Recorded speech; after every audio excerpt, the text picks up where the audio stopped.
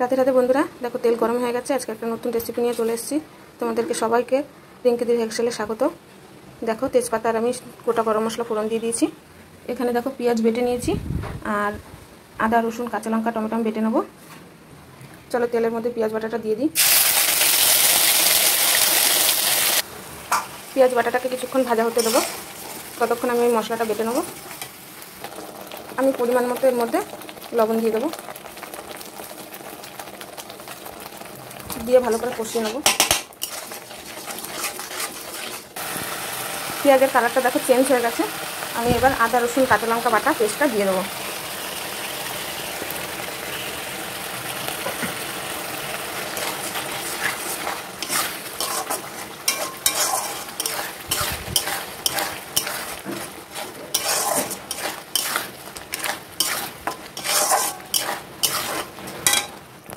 দেখো বন্ধুরা, আমি এর মধ্যে হলুদ গুঁড়ো, লঙ্কা গুঁড়ো, জিরে গুঁড়ো, ধনে গুঁড়ো আর একটু সিক্রেট মশলা দিয়েছি।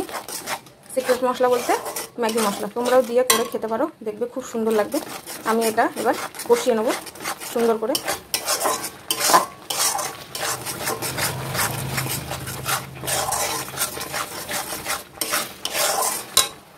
দেখো আমি হালকা চিনি দিয়ে দিয়েছি। কষানোর সময় একটু চিনি দেবে, দেখবে কালারটা খুব সুন্দর আসবে।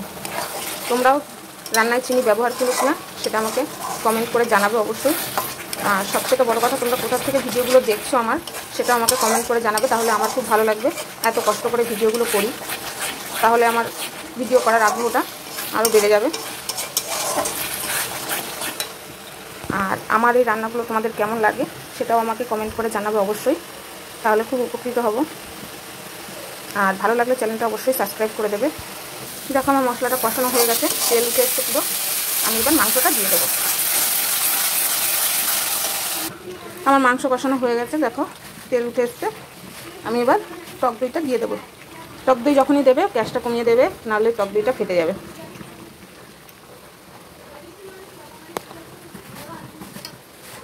এবার আমি হালকা করে কষিয়ে নেব। দেখো বন্ধুরা, আমার চিকেন কষা রেডি। তোমরা এইভাবে করে খাও আর কে আমাকে কমেন্ট করে জানাও কেমন হয়েছে। দেখো এবার আমি গরম মশলা দিয়ে নামিয়ে নেব। দেখা হচ্ছে নেক্সট ভিডিওতে। রাধে রাধে বন্ধুরা।